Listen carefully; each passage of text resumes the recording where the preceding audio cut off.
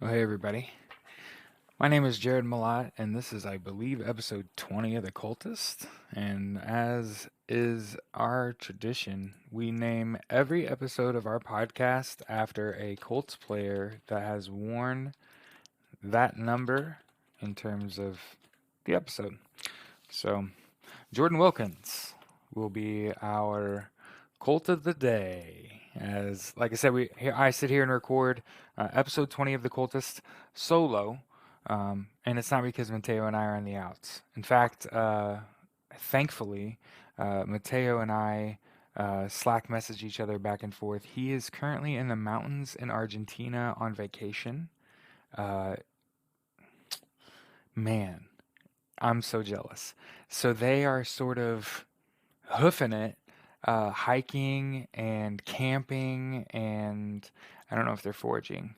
I think they have material like supplies. But yeah, sort of roughing it for a few weeks in the Argentinian mountains. Oh, it just sounds awesome. And he's told me, I mean, he's had an Uncharted, for the record, like the video game, sort of adventure already. And like I said, to be, in your early 20s, and to have the be that limber would be fantastic asset to have at this point.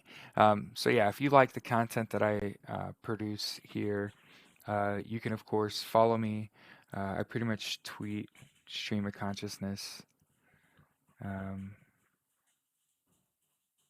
at likely alien on Twitter as I listen to see if my dogs are going to barge in my room and I have to re-record everything. Um, but I have decided that as part of our podcast, while Mateo's gone, I'll update you on what I'm doing. So, Colts obviously are out of the playoffs. We're a week out from the Super Bowl. It has been fun this week seeing all seven or plus of the Colts Pro Bowlers for a team that didn't even make the playoffs. Have a really good time at an opportunity they earned because of outstanding individual play. So of course, it was really good to see Kenny Moore and Ryan Kelly, specifically, and like Jonathan Taylor, of course. I saw that Jonathan Taylor, by the way, had the highest percentage of Pro Bowlers consider him the NFL MVP, not your Aaron Rodgers or Patrick Mahomes, which is sort of who everyone presumed this MVP race is between.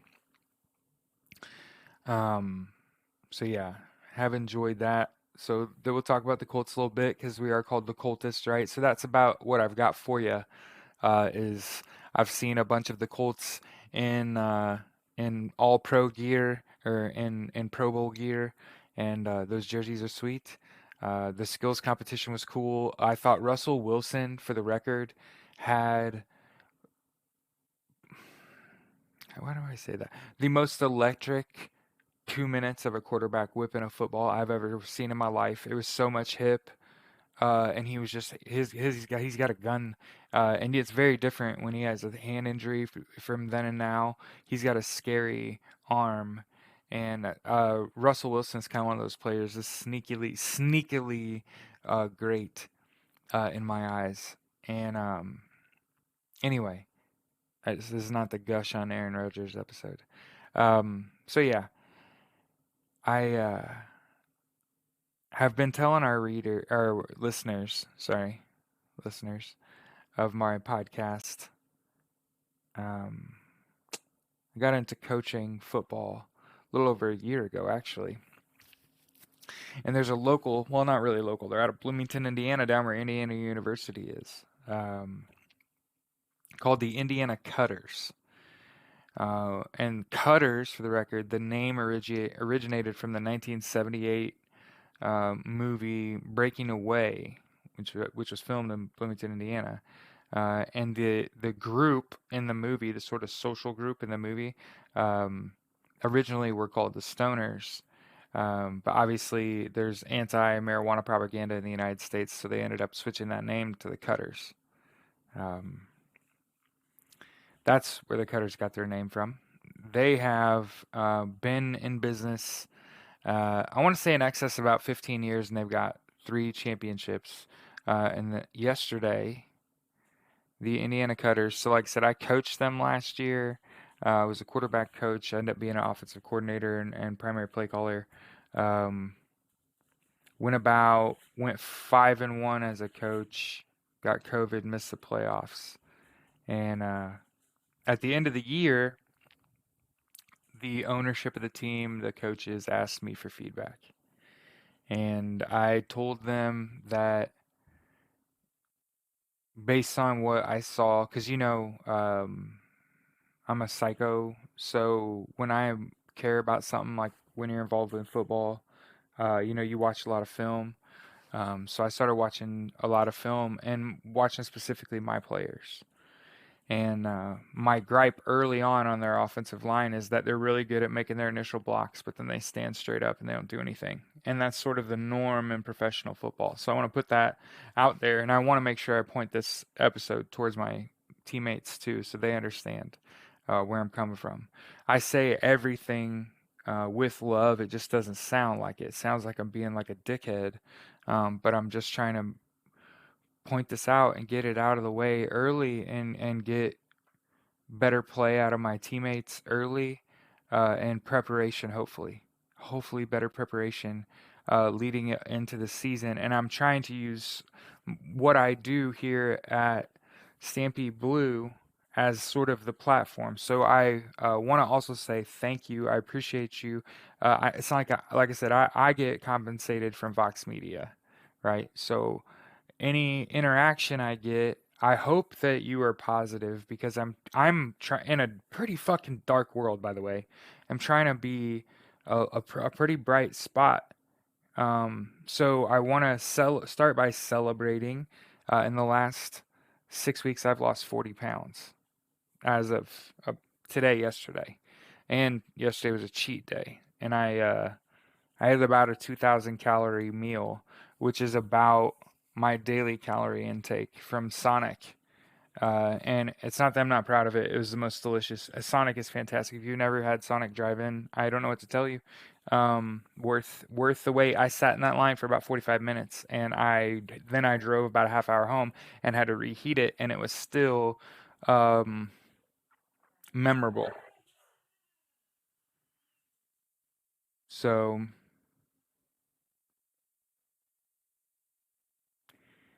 basically, again, I've got dogs. So every time they bark now, I have to have a little PTSD episode because apparently they've decided that they're all chewable. Um, so I've lost about 40 pounds, and for the last 6 weeks, I've been running on my treadmill in my house and lifting using resistance bands. So that's like kind of what I bought with like a Christmas bonus was some resistance bands. It was like $30. What am I talking about? Um, and I've gradually sort of increased the weight I was using, and I've noticed a small physique change, little less love handles. I've been doing some planks and some butterflies, and like I said, it's been about 6 weeks. Um, if anybody wants to know my schedule, reach out. I did my research. I trust science. I'm trying to, you know, treat your body like a temple, right? I beat it up for so long, for about half my life. I figured I'd treat it right before I had to get too old, right? So basically, I've lost about 40 pounds. Yesterday, my football team, the Indiana Cutters, had their first team meeting. And at the end of the season last year, I told their ownership that I felt like first the league that they were in was poor. Um, so that you have some backstory on that. Last year, the Cutters played in a league called the Battleground Football League, BGFL. And I won't even say who the leadership or ownership or who those people's names are, because frankly, they either don't deserve it or, yeah, pretty much. So I don't know who they are either. I don't even know who you are. If I don't know who you are, it's probably a problem. It's probably your fault. Um, and the problem first was a lot of teams were sketchy, and there's a range of sketchiness, um, from importing players off of teams from higher leagues, or picking up players that are scout team players at local colleges and adding them to your roster. Now, one player does not a team make, but one player can be a crucial ingredient to a successful team. I can promise you that. One player could be absolutely crucial to your success as a team. And even the slightest bit of fuckery and my blood pressure boils because I don't even think like that, right? I'm more of a prepare for the worst, put yourself into the best possible situation you can. So one of the things I was operating with was that without a timeline here. So for the last 6 weeks, all I've known is I'm fat, right? I was like 318 pounds, 318.8 on December 26th, which was when I went to the hospital at the VA for a checkup. Now, I know a lot of people are like, holy shit, you were like 320 pounds. Well, I'm 6'3" and probably some change. And with football cleats on, I'll be 6'4" and change. Um, and I and carried 328 all in my gut anyway, which you can lose that adipose shit. It's not a problem. Do sit-ups, and planks and bicycle kicks, um, and flutters. So in this process, I've lost, like I said, 40 pounds, inches off my waist, whatever, whatever. Nowhere near where I want to be.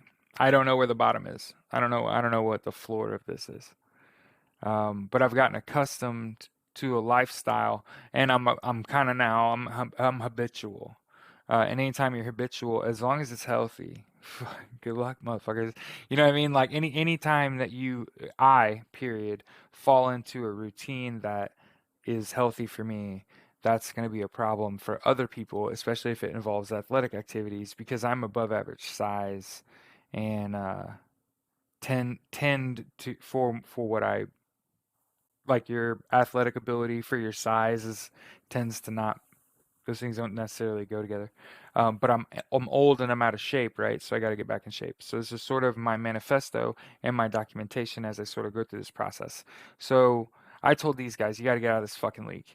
They had 12 teams in the league last year, and when the playoffs started last year, they had five.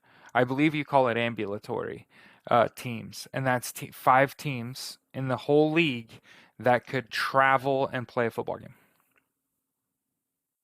That's a poorly run league when you get to the playoffs, and mostly because teams didn't have enough players, didn't have enough healthy players, didn't have enough players that could travel, and our team was no different. So for the record, the Cutters were in the same boat. We are, for the record, I think I want to say finish the season 500, 5-5, and four of those wins are at home. And one of those wins is also against no one. Now, um, yeah. So I told him we got to get out of this league. We got to get into a league that has better officiating because part of the style of football that we play, disciplined football, is we're able to put the opponent in a bad spot. So, for example, um, we probably led the league in drawing the opponent offsides. In addition to that, we also didn't use a lot of motion or shift at all. But when we did, and we did it for I want to say about 4 games before we took it out, it completely discombobulated defenses. And I get it. I'm playing semi-pro football, and I'm a coach, and I don't know what I'm talking about. I'm a first year guy, but let me tell you this: there's no under league to the NFL. It's like you play college football, you play in the league, or you're a nobody, and I just think that's lazy. It's a lazy way to look at it. I guarantee you I take this preparation about as serious as I can for someone that, like, first of all, it's my first year into this, but second of all, I'm actually like utilizing the resources around me, right? So here's the way the plan looks for me. So I'm sort of in a cut phase now. 278 pounds at 6'3" and 6'4" in cleats uh, is a little big for a quarterback. Probably more useful in this league as like a guard or tackle or tight end or defensive end if I'm able to move at all. And that's the next problem. Okay.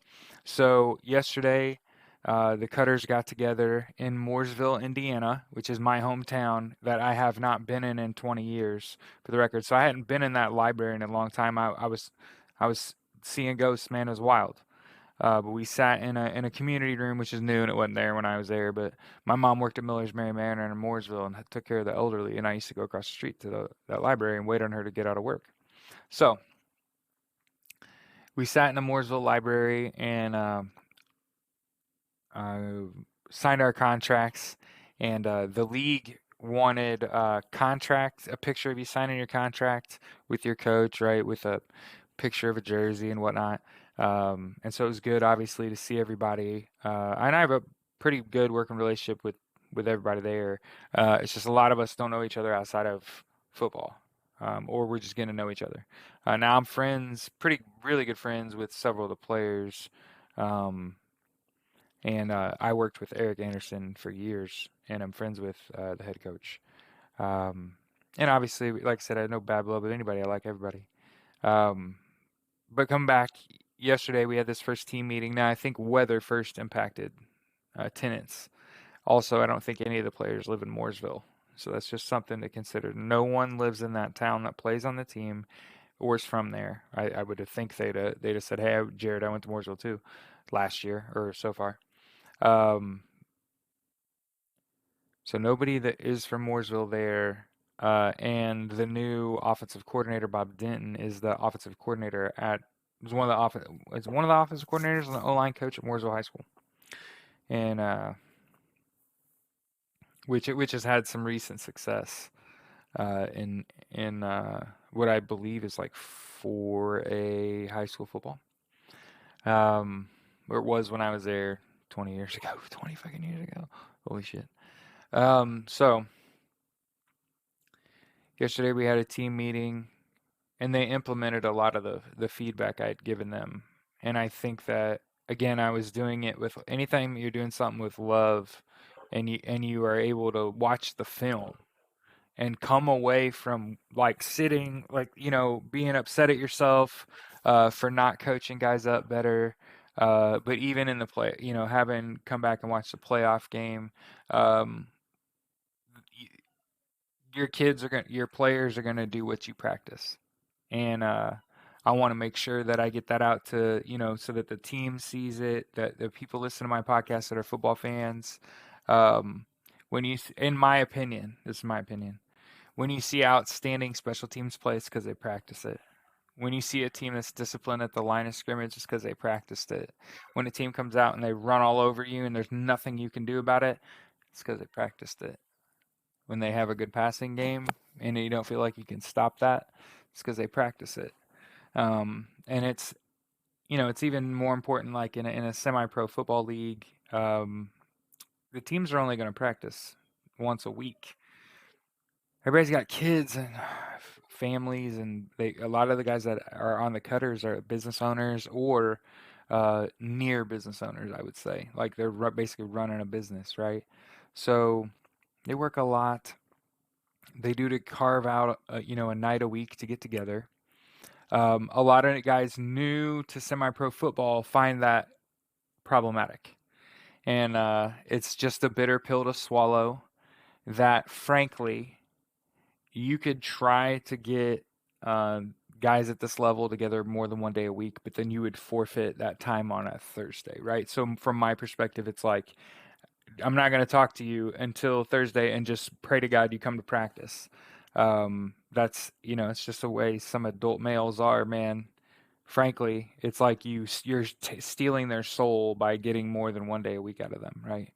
Or that it's a penalty if we're getting together more than once a week. You got to enjoy the work. I hate using words like grind because I don't feel like this is a grind. Um, if it was something I was doing partially against my will, it would be a grind. But that whole like grind mentality is just going to get you injured. It's just going to leave you with a bad attitude. You got to do it for the love of the game.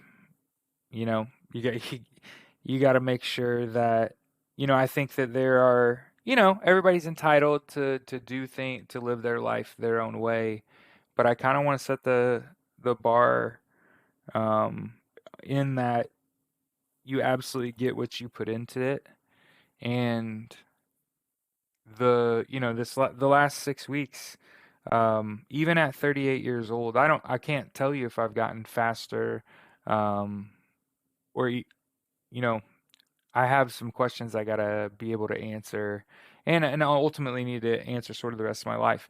But I sort of realized something this morning that obviously is a harsh realization at 38 years old, but it's also again something I feel like is worth sharing.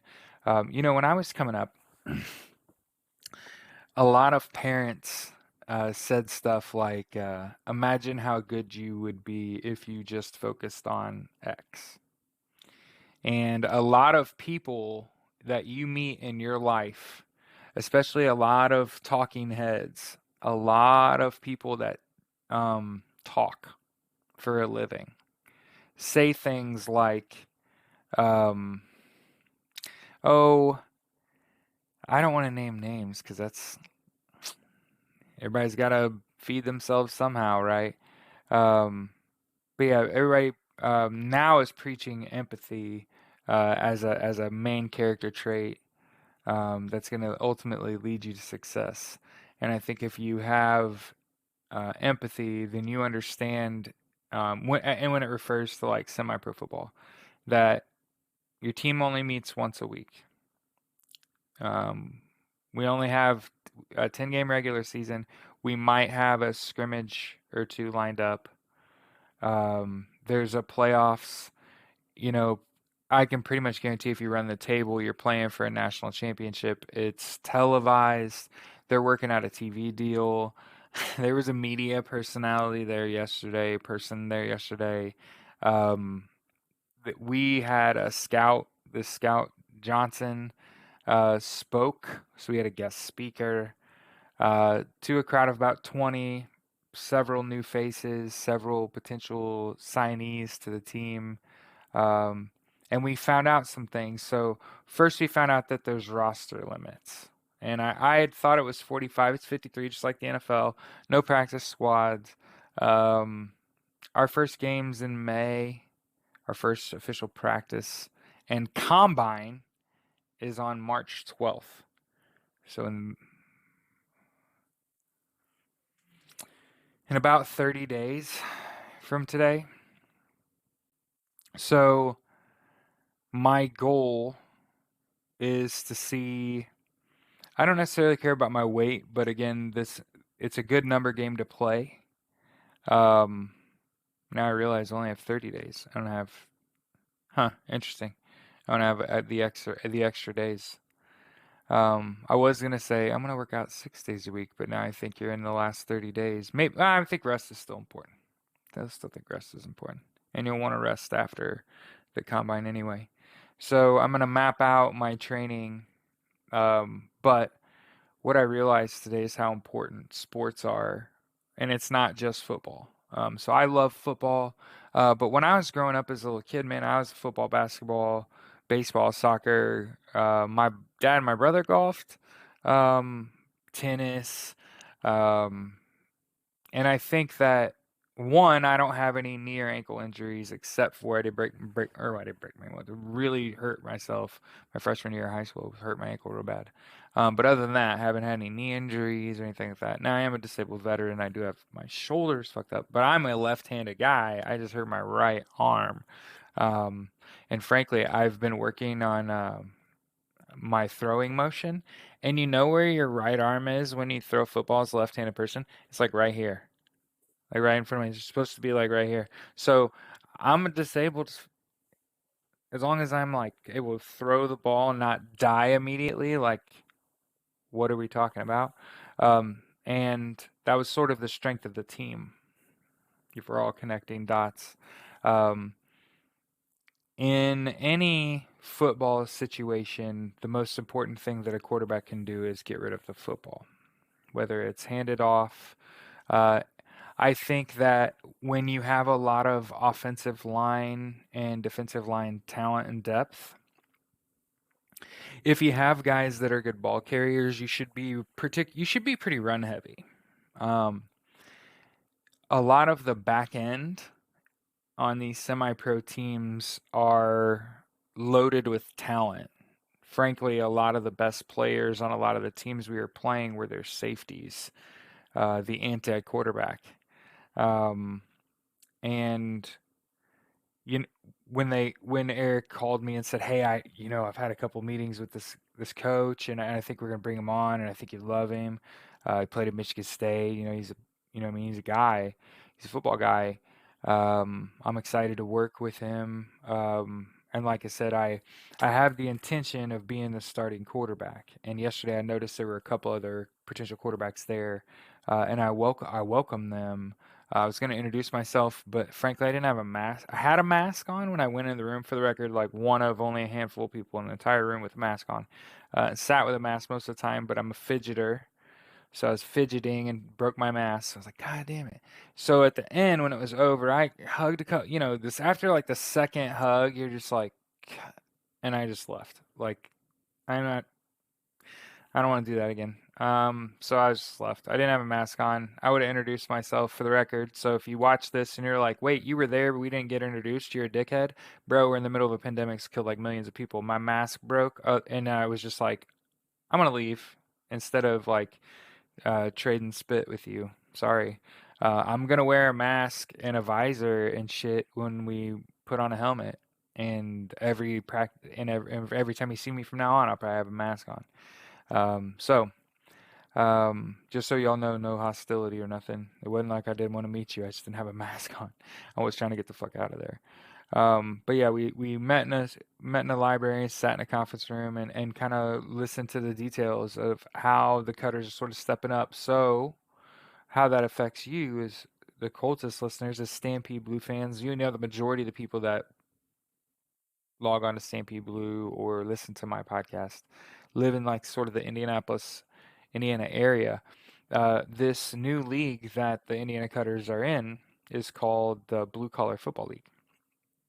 And I thought it was 5 states wide. I guess it's Indiana, Ohio, Kentucky, which is good, by the way. I was worried about traveling to West Virginia and Western Illinois, Northwestern Illinois, and northern and up into Michigan. I was worried about having to travel. No offense, I love those particular places, but it looks like Columbus, Ohio, for the record, several semi-pro teams and a pro arena team in Columbus, Ohio.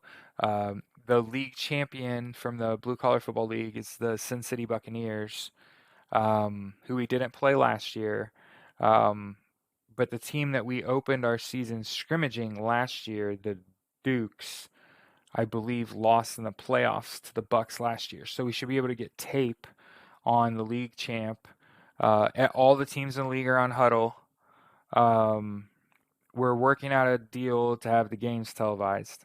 I was worried, for the record. I woke up yesterday with chest pains. You know what I mean? Like, um, I didn't think there were going to be any other quarterbacks there. And again, I've said this all along. I don't even care if I start. That's not relevant to me. They need players. They need people that will put on the helmet and shoulder pads and show up prepared and know the playbook and be able to go over there and do the thing, um, because that's what they need. Not necessarily guys to, probably do what I'm doing, probably, which is like completely change your life and turn it upside down and see if it works out for you. So what I figure is I can end up under 250 pounds by the time this combine happens at 6'4" and some change in cleats. And I've been good. My wife yesterday when I was telling her about how that meal from Sonic was 2,000 calories, she said, you've been really good." And like you sat in that line so long, got to read the menu and figure out exactly how many calories is this meal. And so for the record, for those of you wondering, at my height, weight, age, I'm supposed to be at the minimum taking in about 1,800 calories a day. And I struggle to hit 1,800 calories on my diet because I stick to my diet, and that's to my detriment. And I feel with nuts, for the record, for those who are wondering. Like, how do you fill those? How do you get to 1,800 calories when I only eat two meals in a 4-hour window for about 700 or 800 calories a piece? That's 1,600. You got a couple hundred calories to go. I eat cashews, pecans, stuff like that. And I'm learning as I go. And again, I care about the science, and I think it is important about what you put in your body. So, um, but I'm also not the person that's going to spit out dumb shit that's not backed up by science. For the example, like drink a gallon of water a day, it's not backed up by science. So that whole 8 cups a day of water, like that's not what you were told. You do need to increase your water intake when you're exercising, though. And you need to be replacing things like electrolytes while you exercise. So outside of that, though, you don't need things like sugar. So, like, you shouldn't be sitting around sipping on a Gatorade or drinking full flavored soda. But you already knew that, and you do it anyway. So, what I've done is I've fasted 20 hours a day, 6 days a week, and eaten two full meals in a 4-hour window. I like breakfast food, so naturally being able to eat eggs and cheese and bacon. Don't bother me none. And then I also like to prepare meat, right? So we're gonna change gears, and hopefully and this is for the better, I believe. But we'd been eating pretty fatty meat, pork and hamburger, and steak, because when you're trying to get into ketosis and burn fat, you want to, um, from my research, you want to keep your insulin as low as possible, as long as possible, because the rise in insulin in your bloodstream is what causes your body to store things as fat, store sugar as fat instead of using it as energy. And I know that people are going to argue. I care about science. I do not argue with people. So if you have a different viewpoint than I do, you're okay. Enjoy that. Um, I have the fat. It's worked. I mean, I lost 40 pounds in 6 weeks. Like I proofs in the pudding. Like when I take off my shirt, I'm like, hmm, there's he might actually have some muscle left under all that fat. Um, which is great because when you've atrophied like I have, I used to be like a little more broad-shouldered, and now I've atrophied. So now I need to cut, and then ultimately I didn't know it was coming, but fortunately for me, I'd started exercising and I'd already lost 40 pounds. Um, so now I found out that there's a combine on March 12th, and it's not a traditional NFL combine, which is I'm not going in the NFL, so. But there is a 40-yard dash. There is a shuttle run.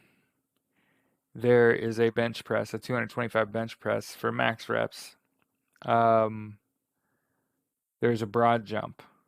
I think that's it.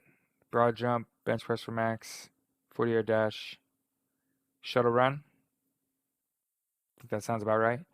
Um, and I had been um, a little aware, anyway, of I'd been doing research on how to prepare. I believe that there are th three fundamental parts to the human body. It's like an ant, right? So from my perspective, you have the lower half, and then you have the torso, and then you have arms and shoulders. I didn't ask. So the way that I had been preparing is torso, arms, and shoulders a couple times a week. So that's lifting weights, and I'd been using resistance bands. And then more often than I lifted, I'd been working on the lower half. So that's squats and lunges. And then I had done some research on how Olympic sprinters begin their training cycle and what they do. For the record, Michael Johnson, the USA four-time Olympic gold medalist sprinter, literally said in a video I watched this morning that the best way to run fast is to run fast often. Um, so with that in my headspace, and that always passes logic, reps or everything, right? Um, Everything is about form, technique, and understanding the assignment, right? So it's like a big meme right now. But when you and again, I'm only doing this as like a personal challenge. I know that right now I'd actually like I said, I had taken up the sprinters routine, so let me get that out first. I get it, I'm a little scrambled, but again, I'm trying to get this information out, and there's so much information, it's wild. So, like I said, I didn't have any of this yesterday. So we find out that there's a combine, that there's roster limits. There's only 20 people there, and the roster limit's 53. So of course the odds of them having to get to a cut is, it is what it is. But I don't want there to be any exceptions, right? I first of all, you got to make yourself useful. So of course I'm tell the world, tell my coach, tell my team, I intend to be your starting quarterback and work my way into that role. Um, Also, I'll kick off, I'll punt, I'll hold the extra point. You know what I mean? I'll play tight end, defensive end, outside linebacker, safety. I'll do whatever it takes to contribute.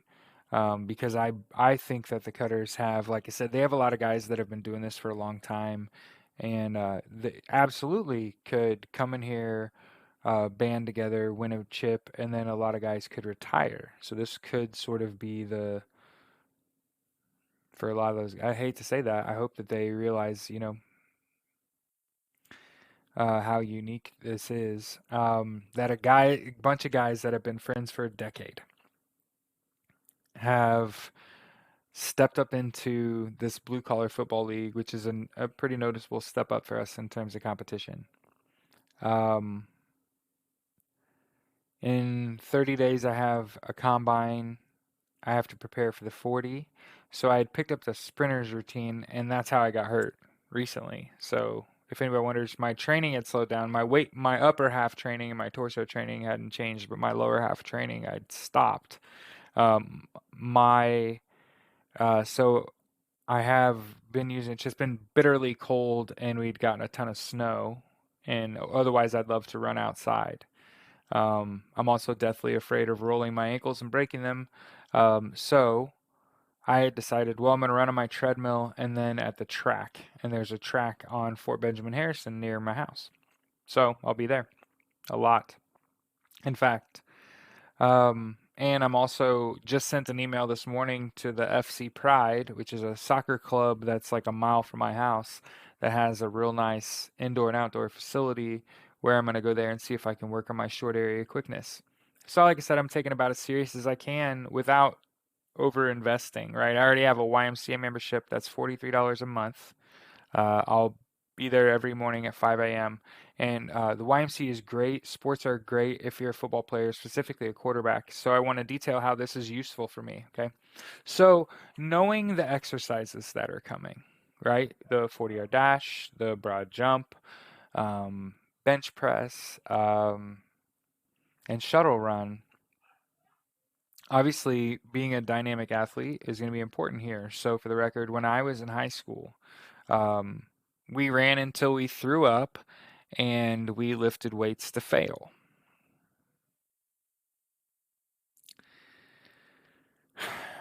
I don't believe that's the way. I think that you need to progress into heavier levels of training.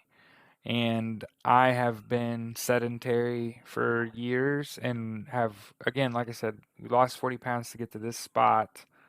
Um, and what I had been doing is I'd been sprinting on my treadmill. So I'd increase the speed until it opened my hips until I realized this is a dead sprint for me. For the record, if you're wondering, it's not very fast because you can only do it for so long. But the exercises, what I started with was 3 by 15, where you start running, gradually get up until you're in a sprint, and you just try to hold a sprint for 15 seconds. Same, and you do three of those. So only really about 45 seconds of really exerting yourself. But when I tell you, as an old man, I laid on the ground in my house, just laid in my living room on the floor, like, what did I just do to myself? So for those of you laughing at me right now, like, you sprinted for 45 seconds and almost died. Um, it's the beginning cycle of training for sprinters. And I figure one of the things that you got to be able to do as a quarterback is escape, like get out of the pocket, and then you might have to be a ball carrier. And one of the things that's going to help me as a sort of a bigger guy is if one, I have good short area quickness and good straight line speed. When I do get loose, when I do have to run with the ball, I'm not a total fucking liability, and that's basically kind of a lot of people had, in terms of the Colts, had talked about moving on from Philip Rivers, and I was one of them, where I was like, you just have to have a little more escapability, um, just maybe a little more than Jacoby Brissett had, right? And that's kind of what the Colts went out and did when they got Carson Wentz, was they got a slightly more mobile Jacoby Brissett. Let's face it. And then what I'm trying to be is not that. So I adopted a sprinter's routine, and the the last time I did that on my treadmill, I think I was at like 9.3 miles an hour, and I felt a tightness in my left hamstring, almost up into my groin area. And so I stopped, and I used a massager for the last couple weeks on that until it stopped hurting naturally. And the last few days has been like the first time I've walked normally in a while. Um, and of course, that'll be in the back of my mind. You carry these things, these wounds with you. For me, I'll always be wary about my left ankle now because of being stupid on a treadmill in my house. um, I'll worry about my left hamstring. And then I hurt my right arm in a Marine Corps. For the record, I've had electromagnetic therapy. I have nerve damage in my arm. It's never gotten better in like over a decade. So I know there's people out there like, "Hey, you're a disabled veteran. Like, why would you go play football?" Because I have nerve damage in my shoulder and it's not getting better. There's no like surgery or treatment for that. I've been in physical therapy. I've been in physical therapy. Any more questions? I'm going to try to avoid contact at all costs. I understand that there's some semblance of danger here, but he is not I is not him. So um, I have emailed the FC Pride down the road and asked for permission to use their turf facility to work on the shuttle, for example. So that shuttle is something that I want to get into. Running, sprinting. I'm going to go to the YMCA in the mornings at 5 a.m. and shoot around and play basketball and do of what I the same thing I did as a little kid, because it's actually a really good exercise. And that is practice your jump shot from everywhere. So you just jump shoot, run and get your rebound, go to another spot, um, and do that. If you do it right, you can't do it very long until you run out of gas. And I'm gonna do that in the mornings. That'll one, it helps generally with your conditioning. I'll try to get some sprints in while I'm there, full court stuff, but there's never anyone there. There's, me and a couple other guys. There's like a dude throwing footballs poorly there the last time I was there, and I wanted to say something, but it was too early in the morning. It was just too early in the morning. But yeah, I'm gonna commit to doing that in the morning because it'll help with your general fitness. It'll help with short area quickness, and ultimately, what it'll gear me towards, I hope. Um, well, I don't hope. What has to happen is, in addition to like shooting around, I got to go in here and knock this bench press stuff out. So, now one thing I would ask my listeners, if you have uh, bench press routines aimed, like I got 30 days. I don't even know if I can bench 225, but I know I can get there. I never benched with a arch in my back. You know what I mean? Like you're allowed to do. So I'm interested to see how that'll work out. Obviously, I'm not trying to get hurt. I think I'm trying to do everything I can to do it the right way without breaking the bank. So I'm also trying to provide guidance to others. Like you've, if you're a quarterback, for the record, in high school, sure, baseball is all good and well. But I think track and field is what is going to serve us. Same thing with soccer. But yeah, football. I played football. I wrestled, and then I tried to play baseball. But I now look back on it, and I'm thinking about how your sort of entry into playing sports after high school is going to go for you. And there are a lot of workouts that you're going to go to where you have to bench press, 40-yard dash. Now, broad jump, shuttle runs, those aren't necessarily like at the, I was thinking bench squat power clean 40, and they chose bench 40 shuttle. Um, hmm, that's just interesting. Bench 40 shuttle, and it's because of logistics. So for the record, a lot of people are going to say, well, why didn't you just do a full NFL combine? Logistics, time, involved. It's going to take a long time to get 40 plus people timed for 40s. Probably going to have to give guys multiple shots. Probably going to have to, or maybe not, which makes it even more like, ugh, right? Especially me coming off a hammy and I've just lost 40 pounds, right? But we're going to prepare as detailed as I can. So again, like I said, I know I'm rambling, but you can tell there's like a lot going on. I have a lot to prepare for. This is sort of cathartic for me. I'm able to sit here and sort of map out in my head what I need to be doing. But I need to be focusing on that on core lifts. I have not done core lifts. So these are your Olympic lifts, your bench squats, your power cleans, your deadlifts, your hang cleans. I love all that shit. But I'm a disabled veteran. My shoulders are like all fucked up. So I have tried to stay away from that stuff. But it's sort of shit or get off the pot time for me personally, where I'm just like, hey, I've been doing resistance training at home for 6 weeks. I haven't had any injuries with my upper half, right? And my core, right? I've been doing a core work 3 days, or yeah, 3 days a week. I've been doing 6 days a week, taking Sundays off for 6 weeks and lost 40 pounds on keto, plus 2 meals in 4 hours and a consistent routine. And I'd say anybody should do that. You should be your best version of yourself.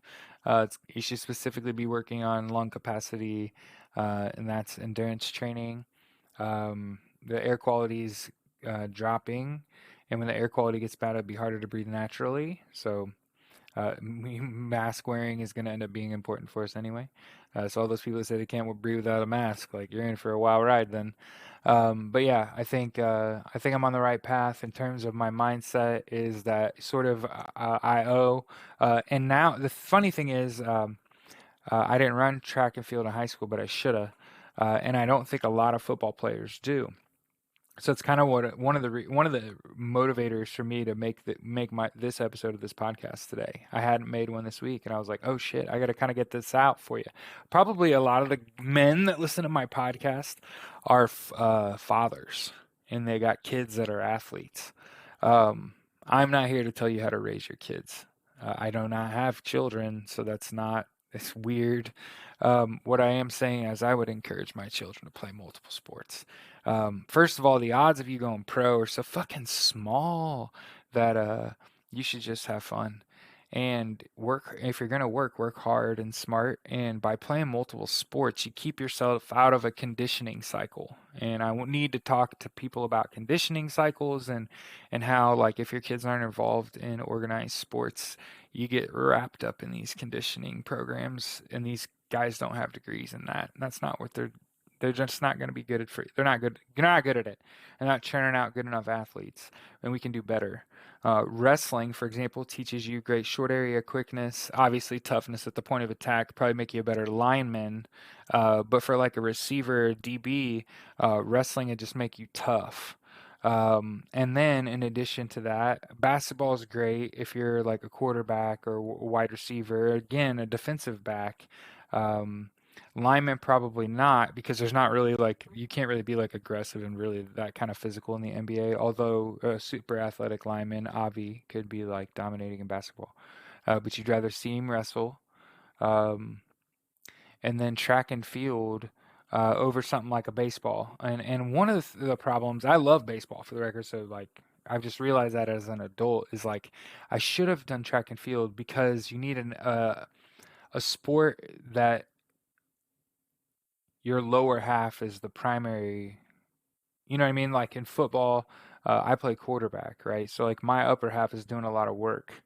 Um, you'd think, but it's really a lower half gig, and sort of creating torque with your hips to keep all the pressure off your arms so you can throw forever. And that's one of the things that's aided me forever is having like a baseline understanding of sort of winding up before you throw with your body. That way you can just kind of turn and flip it. And you'll see that when you see video of me throwing. And again, I've kind of been like just working and not been like throwing a ball and running around on my cleats and taking pictures and doing videos. I've just been doing the work. And we're going to continue to do that. I'm not really an IG live kind of guy, or a TikToker for that matter, for national security reasons, but y'all don't want to hear that. But yeah, I am going to sort of document this by posting a weekly podcast of me just rambling about how much I have going on for someone that's playing a recreational sport. But I choose to take it seriously because we're sitting in this room and this scout comes on the TV and he talks to us. Young guy, got a ring on, and he tells us like, there's not a really good underleague system for the NFL. So there are all these other leagues. There's arena football. There's a developmental league now. They just announced the league. There's NFL Europe. There's all these opportunities. You're gonna have huddle. You'll have highlights. All this stuff. And it made me realize that the opportunity that could be there for me. Obviously, I'm an old man, so things like college are probably like out of the question, even though I have eligibility left and the desire and interest, and we'll see about the ability. But I realize now, and I wanted, and again, I wanted to get that out. Like, encourage your kids to play multiple sports, especially if they love football. Um, and the reason that now I feel it's almost like a guilty pleasure being having been a lifelong football fan. Now that it's like without a shadow of a doubt the most popular sport in the world and growing. And it's sort of a guilty pleasure, right? Because you've met those nerds your whole life that are like, I hate football, and I'm just like, we have nothing in common, bro. Um, but yeah, I realized yesterday sitting in that room how important the lower half is, of your body in terms of being a football player and your footwork and foot speed and straight line speed, and are going to be tasked, and mine are. So we're going to go to the Y and work on sprinting and short area quickness and core lifts. I'm going to choose, instead of focusing on the and just bench, um, I want to make sure that I'm working and again utilizing the spaces and the equipment that I have available to me. Um, Bench squat, power clean, hanging, stuff like that. I'm gonna work on that stuff too. Those dynamic lifts, those Olympic lifts that I had just avoided because I'd hurt my back and hurt my arm. You know what I mean? Like I just been hurt. You know, and I realize now at an older age I'm just gonna hurt anyway. So you might as well work. So here we are, about like I said, 30 days out from my combine, which I believe has not doesn't have a location. Oh, it's at Tibbs. It's at the field on the west side of Indianapolis, the real nice field they built as a backup practice field for the Super Bowl, where the old state mental institute is, which is probably fitting. But yeah, like 10:30 in the morning, we're going to meet each Saturday for the next 4 Saturdays. So if you weren't at that meeting yesterday, maybe this is you finding out that we're going to have organized practices starting next Saturday. So a week from yesterday, a couple hours on the weekend, sort of leading up to this um, combine, and then that's March 12th. And then like I said, they had a scrimmage lined up for somewhere in April potentially, but then the first games are middle of May. So hey, if you are a cutter, are going to be a fan of the Cutters, or you own a business or run a business that has money available to get sponsorships, like I said, this team is going to be on TV, on like internet TV. They're working out a TV deal now. We had a media guy though yesterday. The team has a nationally recognized scout attached to the organization advising it. Um, Obviously, the leadership is in place. Like Bob Denton and Eric Anderson are elite in terms of their pedigree, um, and what they bring to the table in terms of experience and leadership is more than enough for a winning organization. And obviously, I'm just lucky to be a part of it. And I want to make sure that I share that with the people at the Coltist. You know, last year I coached. We ran the spread into the power I to run at the goal line. And like I said, I was 5-1 as an OC primary play caller. This coach is a little different. He's got a little bit different of a system, and he is run heavy, which again doesn't really bother me. Um, it's about how you utilize your talent more than it is about your scheme. You can run any offense. Alabama shows you that they run a single back. One of a few programs in America that does that. They're in the national championship every year with a single guy with one guy in the backfield outside the quarterback. It's wild.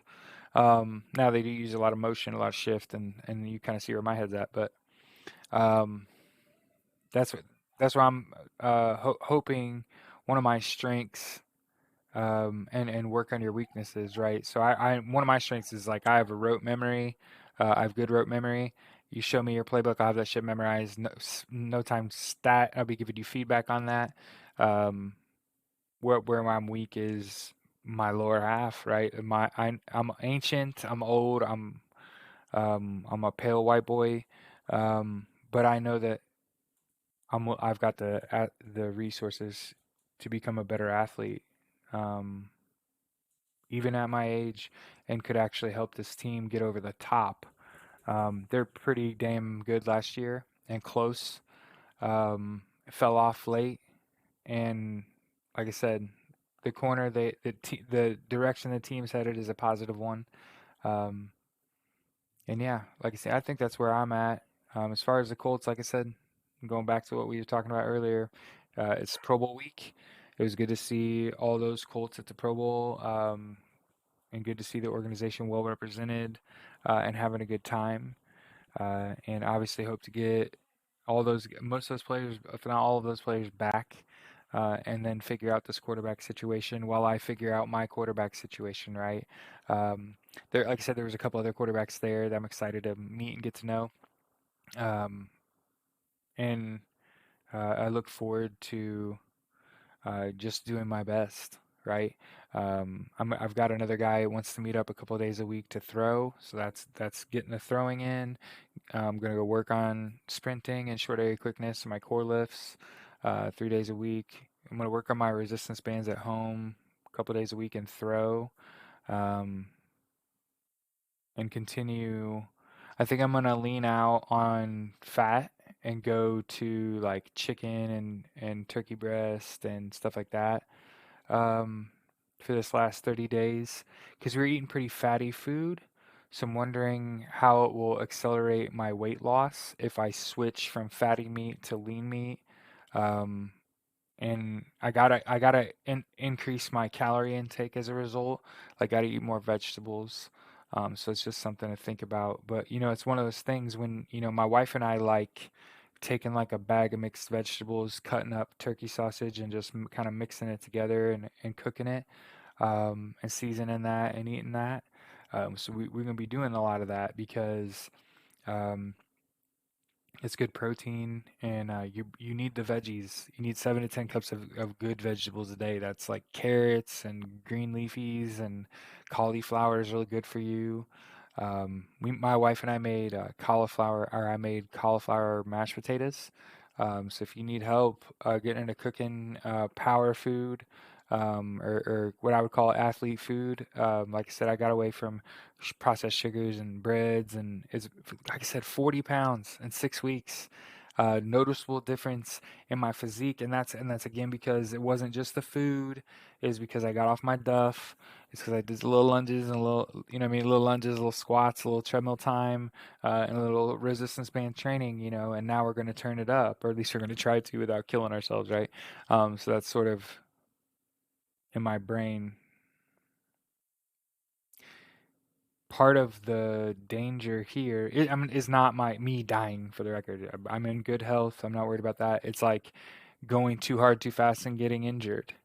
That's again, that's how I came up. You go until you fail. You sprint until you puke. Um, One, at my age, that's not in good conscience, but in general, it's not a good in good conscience. Remember, at every level, we're being told in my work, and this guest speaker yesterday, I'm saying it to the players when I was coaching. Our head coach is saying it. You're hearing it from other head coaches. Availability is the best ability. Um, Being there in good spirits, ready to play a game is the most important ability that you could have. Now, I hate it that that's where we are, right? That there are guys that have to decide whether they love this and still want to do this. Only the continued bad officiating and refusal to change when things are obviously bad, like you have a good organization, but you're in a league full of idiots, um, get in a better league. Um, they did that, and they needed to take it more seriously because if not, for a lot of these guys, all this time is for nothing.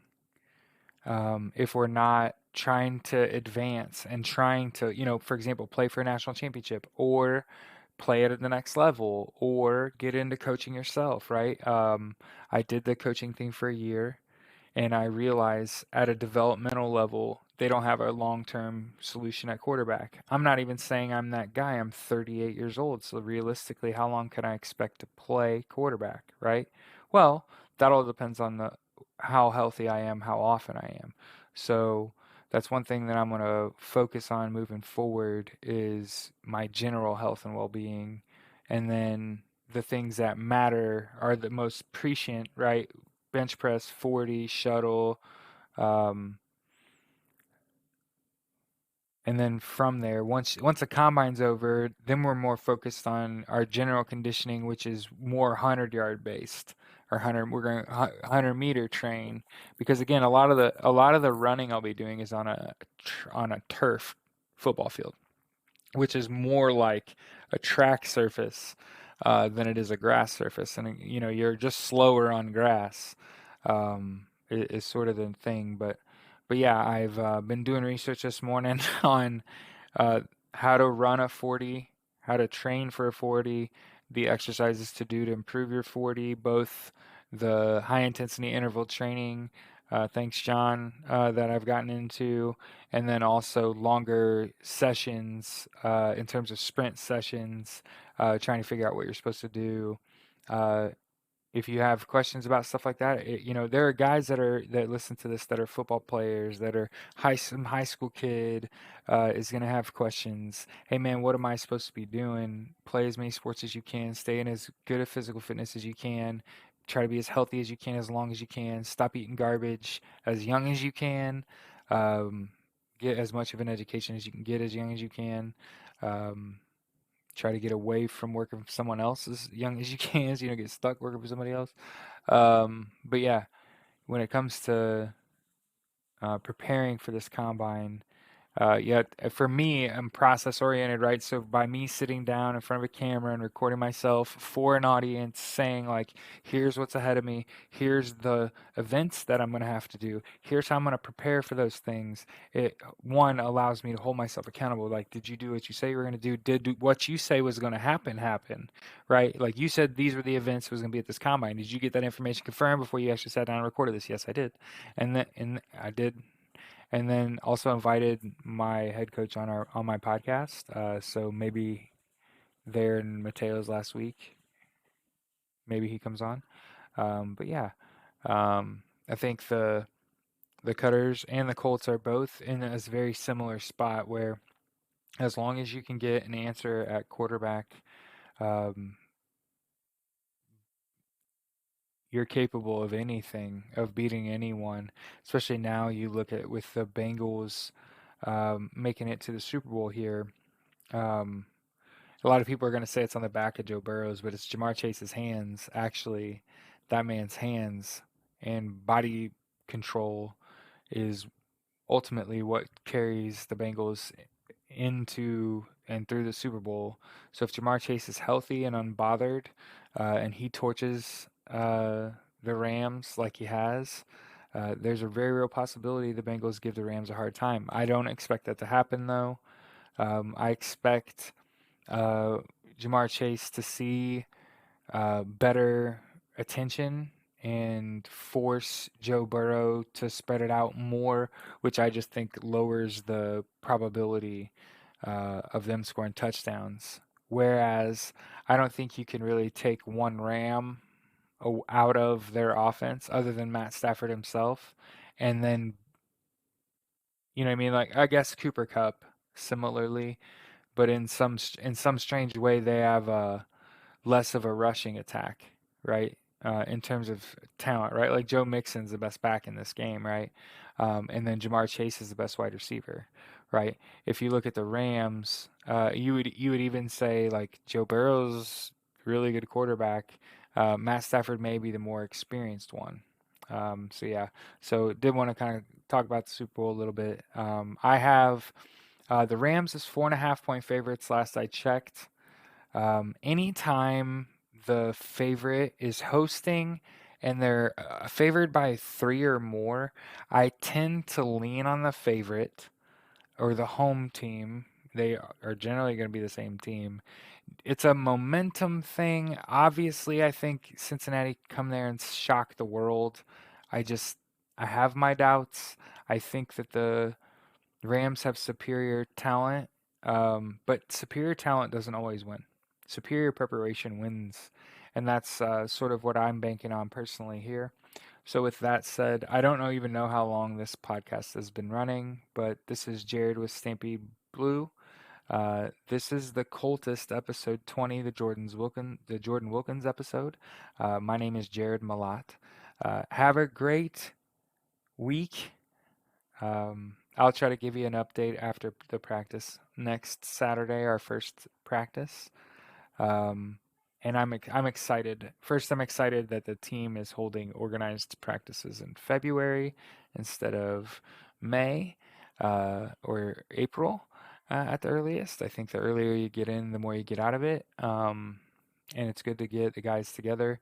Um, and then also nervous because of COVID, and I'm just going to do the best that I can to protect myself and try to encourage other people to protect themselves. And hopefully, I'm not too overbearing, right? My only hope is that you don't push people away, like I have probably. So hey, have a great week. I appreciate you. If you're interested in sponsoring a football team and getting some publicity in exchange for that sponsorship, I don't need the money personally, but the team needs the money. They had 4 or 5 guys donate $500. They've got a couple grand in the bank, and then you had to pay for the space yesterday and pay for that guest speaker too. So got a little bit of money, but certainly need sponsors. I know that anything north of like $100 gets you season tickets at a min plus more bonuses. I'll be posting that stuff on my social media. So you see here, here, my name, and then where you can find me on like Twitter and LinkedIn, Jesus, Instagram. And if you will hit me up there if you have any questions, comments, concerns, if you need to know, hey, where do I cash out this money to? I want to be a sponsor of the team. I want to get my name next to yours somehow. That's how you do that. But yeah, other than that, game on, I guess, man. I guess we are preparing. I am preparing to to go through a combine as a quarterback, and I'm not gonna bow out. I mean, obviously, if I can't bench 225 pounds, then I can't do that. But I'm gonna do all the other stuff. I'm gonna train for the other stuff, and yeah, if you have any assistance you'd like to offer, I'm certainly interested in what you have to say. Um, in terms of ideas. But yeah, I tend to go to subject matter experts and just figure out what the greatest of all time did and do, and try to emulate that, right? And if it, hope if it worked for them, work for you, right? At least is the foolish thoughts I have about that. But anyway, I appreciate your listen. Have a good one.